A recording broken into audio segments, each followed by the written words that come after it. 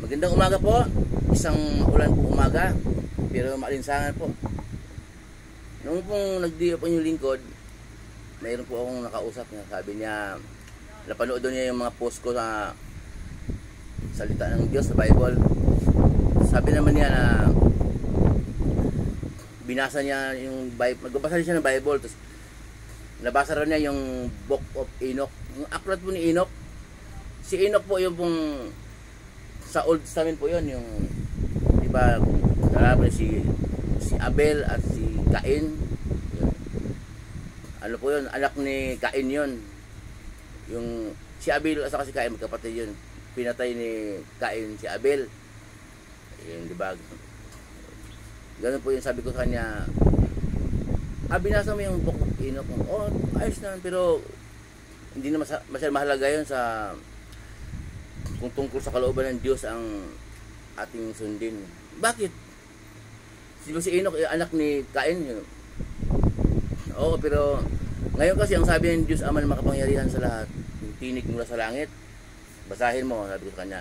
Sa Mateo 17:5, sabi, ito ang minamahal kong anak, malubos kong kinalulugdan, pakinggan ninyo siya. Napakalinaw nun. Tinig ng Ama, sabi ng Ama, pakinggan natin siya. Si Jesus po tutukoy niya, pakinggan daw natin.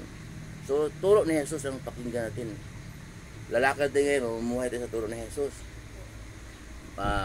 Ang turo ni Jesus po, mabasa natin sa Bible, Mateo, hanggang aklat ni Judas. Yan, sabi ko sa kanya. Kaya Jesus na tayo ngayon sumunod.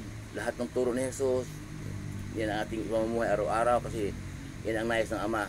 Yan ang nais ng Ama, yan ang gusto ng Ama. Doon po sa Mateo din, 3:16, nagpabautismo si Jesus kay John the Baptist. Pagkatapos niyang bautismuhan, pag-aon niya sa tubig, sabi naman ng tinig mula sa langit, ang Diyos din nagsalita. Siya ang minamahal kong anak na lubos kong kinalulugdan. So talagang pinagbilin talaga sa atin. Pinagbibilin. Kinausap tayo na ito, sa John 12:28, sabi doon na tinig mula sa langit. Nung nanalangin si Jesus, sabi ni Jesus na, Ama, luwalhatiin mo ang aking pangalan. Sumagot naman sa langit, nanggaling yung tinig. Yung Diyos Ama ang salita, niluwalhati ko na ito at muli kong luwalhatiin. May mga tao doon, sabi ng iba, nakakarinig, kumulog. Sabi naman ng iba, nagsalita ang anghel. Pero sabi ni Jesus, yung tinig na yon hindi para sa akin, kundi para sa inyo. Para sa atin talaga. Pinagbibilin ng Diyos Ama, makapangyarihan sa lahat, pinagbibilin sa atin na sundin si Jesus. Yun. Yung book na Enoch na yan masaka, pero wala na yun. Dito sa New Testament, bagong kasunduan, nakapagkasundo sa atin ang Diyos Ama. Ayan. Muli po yung lingkod, si Proy, pagkapalain po tayo ng Diyos.